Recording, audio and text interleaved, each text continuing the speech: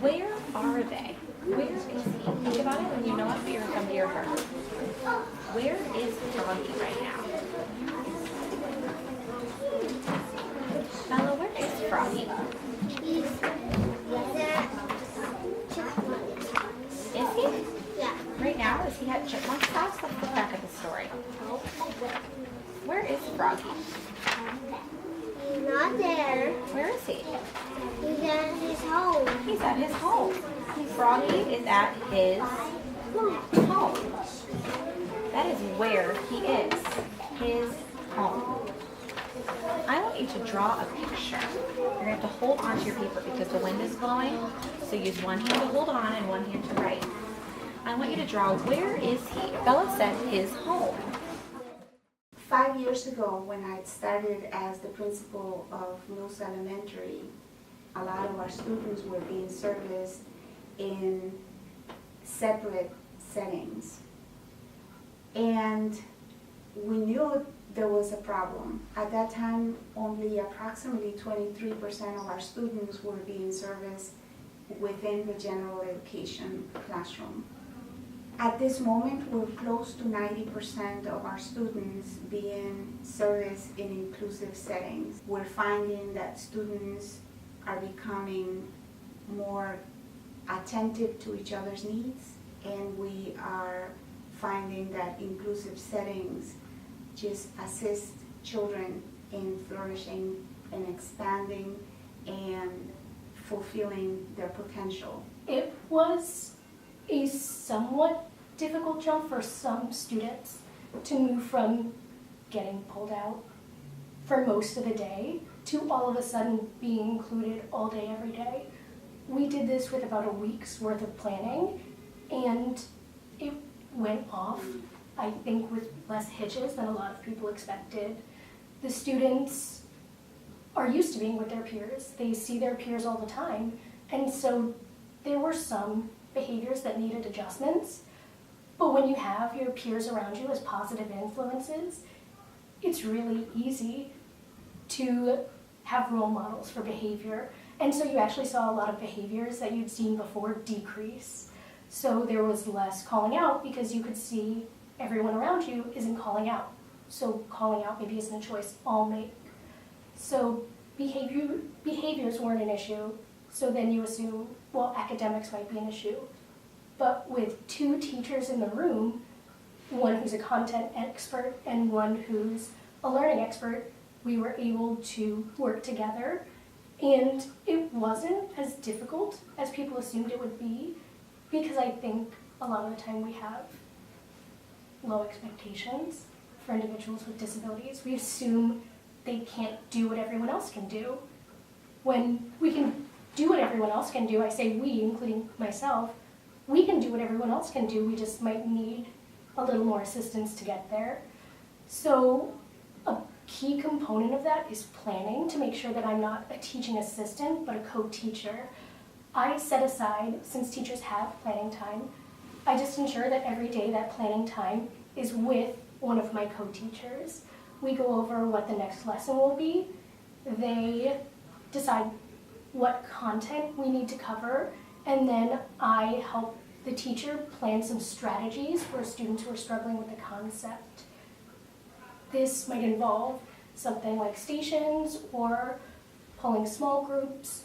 And when you have those two teachers, though, all of a sudden it's not about disability status, it's about need. Because a lot of students who don't have a disability still have needs. And this is a way for me and the other teacher to make sure that everyone is included and that we're not segregating based on disability status. It took some time to understand the needs of the student, as well as communicating the concerns that the teacher might have and understanding what areas we needed to focus on. During the time I'm in the classroom, it gives me the opportunity to see how Bella is functioning in the classroom, what strengths she has there, and maybe some weaknesses, so that we can address some of those areas by providing some accommodations and some modifications. We use a lot of visuals. I communicate quite frequently with the teacher as well as the paraprofessional. on how effective some of those visuals are. If they're not, we tweak them, we try to modify them. We know that one strategy may be effective today, it may not work tomorrow, so we have to constantly be in communication so that we're working together as a team. So my practice has changed as a teacher drastically, having Bella in the classroom, because I've learned that I need to really have solid routines and solid transitions. So it's made me a better teacher because those transitions have to be fluid and they have to be set up in advance and the same every day, because that helps Bella stay focused, and it helps all of my students then know what's coming next and know clearly when to transition to a new activity. It's helped me use a lot more sentence frames and language frames because Bella needs to know exactly how I want her to share her information and what language to use, but that has helped all of my students, especially my English learners, because they need that language in those frames.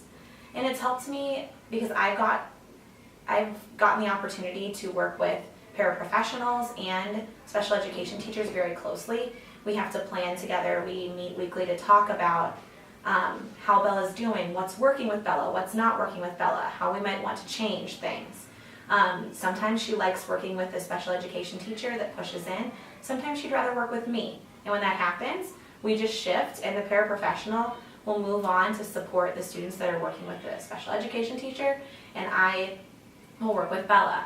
And that didn't happen overnight. We have to do a lot of talking and planning, especially with the paraprofessional, to know when Bella wants to work with me, you should filter around the room, support other students. So my students see the paraprofessional as another teacher in the room. They don't see her as Bella's helper, which is really nice because they all wrote poems about our paraprofessional. They see her as just another one of me in the classroom. There's so many people around her that know her so well now that it's easier for them and the interaction that they have with her when she is having a meltdown. So I only get called at the very, very last minute. And she's doing fantastic with her work. She's able to sit down for longer periods of time. She's able to do a lot more on her own. Physically, mentally, spiritually, all of the above. She's grown in the past couple months. Like, she's really overcome a lot of obstacles in these last couple months because it's starting to kind of fall into place with her. She's a creature of habit. So when things aren't the way they normally are, she can get a little out of whack, a little out of, herself. But she's learning how to bring herself out of it on her own without having other people help her come out of it. And that's huge, huge. This year, Bella is in first grade, doing wonderful. Her peers assist her, and she also shares with them, and she also participates fully in what her Janet peers are doing. Bella is reading at grade level, something that she might not have been able to do had she been in a program in another school and not her home school. I think about Bella's future, and I think how the decision of looking at other options and looking at more flexible ways to assist her, so when she needs a break, she knows how to self-regulate and she takes a break. She melts down sometimes, but nothing like what we used to see in previous years, where we couldn't have her in the school for many hours or for the long length of the school day. Now, she might have a meltdown or two every quarter or so, but we don't mind it. And we know what's going on, and she can now put herself back together and get back to class. She knows when she's ready, and she tells her assistant, I'm ready to go back to class. Bella has taught us many lessons, and the most important lesson is that with her help, we have been able to figure out, to unlock the mystery of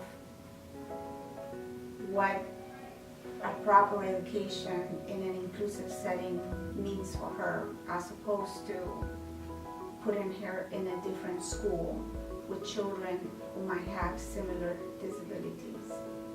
Our goal is to be at 100% inclusion. So what inclusion means to me also as a principal is it goes back to the ethical stance that we need to take when we are in the business of education, and how responsible do we personally feel about educating all children. So this is just the first chapter in our journey of inclusion, and Bella's story should be duplicated in every one of our schools.